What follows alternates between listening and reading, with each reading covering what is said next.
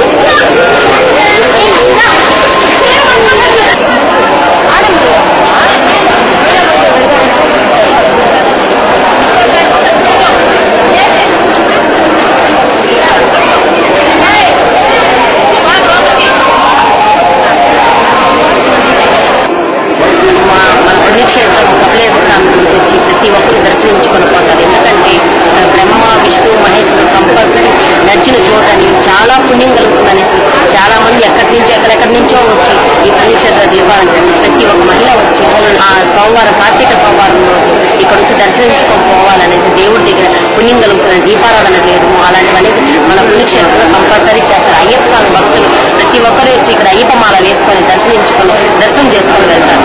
ఈ పుణ్యక్షేత్రంలో చేసే మహా పాపములు దోషములు అన్ని పోతాదని చాలా మందికి నమ్మకం. అదేగాక మన లోకలలో కూడా నమ్మకం అనేసి ప్రతి ఒక్కరు ఎక్కడెక్కడి నుంచో వచ్చి స్నానాలు చేసి దేవుడిని దర్శించుకొని పోతారు. అందుకని మేము కూడా వచ్చి దర్శించుకొని పుణ్యక్షేత్రంలో దర్శించుకొని వెళ్తాం.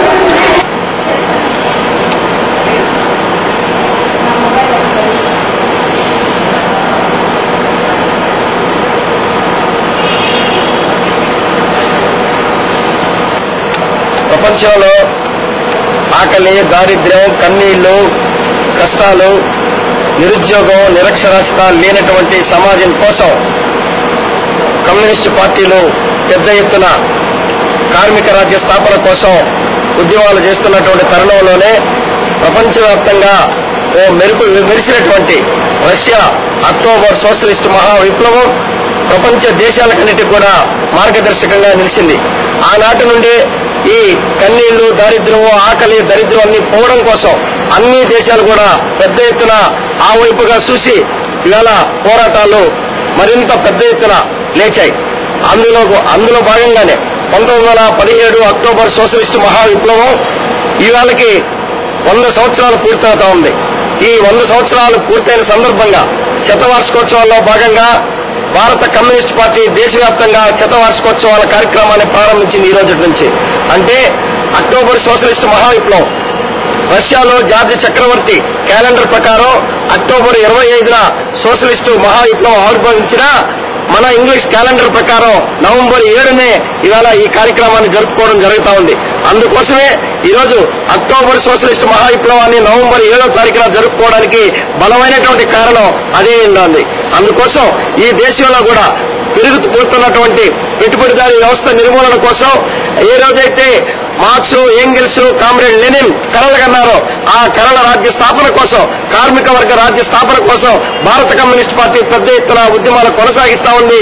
ఈ దేశంలో ఉన్నటువంటి ఆకలి, దారిద్ర్యం, నిరుద్యోగం, నిరక్షరాస్యత, దోపిడీ వ్యతిరేకంగా వామపక్ష పార్టీ కార్యకర్తలు పెద్ద ఎత్తున ఉద్యమం చేయాలని అందుకనుగుణంగా ఈవేళ రక్తదాన కార్యక్రమాన్ని కూడా ప్రారంభం చేశాం. అంటే ఈవేళ విప్లవ స్ఫూర్తితో ముందుకు పోవడానికి మా రక్తానైనా తర్పణంగా అర్పించి దేశాన్ని కాపాడుకుంటాం. ఈ దేశానికి సోషలిజం ఒక్కటే శరణ్యం తప్ప మరొకటి కాదని తెలియజేసేటువంటి సంకేతంగానే ఈరోజు ఈ కార్యక్రమం చేశాం. అదేవిధంగా 10వ తారీఖున కూడా శతవార్షికోత్సవ సభను పెద్ద ఎత్తున ఇక్కడ నిర్వహించదలుస్తున్నాం. ఈ కార్యక్రమానికి కూడా సిపిఐ జాతీయ కార్యదర్శి డాక్టర్ కె నారాయణ గారు కూడా ఆ కార్యక్రమంలో పాల్గొని పెద్ద ఎత్తున ఉత్సవాలు జరుపుతున్నాం. ప్రజలందరూ కూడా ఆ కార్యక్రమాన్ని జయప్రదం చేయాలని విజ్ఞప్తి చేస్తా ఉన్నాం.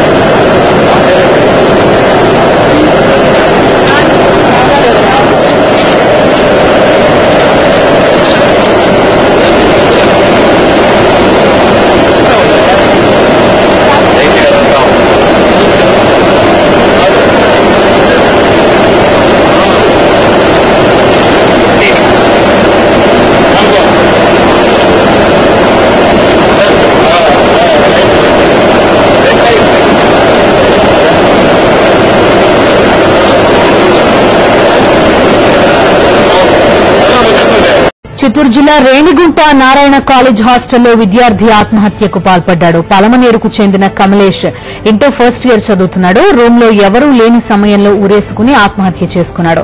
కాలేజ్ సిబ్బంది ఒత్తిడితోనే కమలేష్ మనస్తాపం చెంది ఆ సమాచారం అందుకున్న పోలీసులు ఘటనా స్థలానికి చేరుకుని కేసు దర్యాప్తు చేపట్టారు.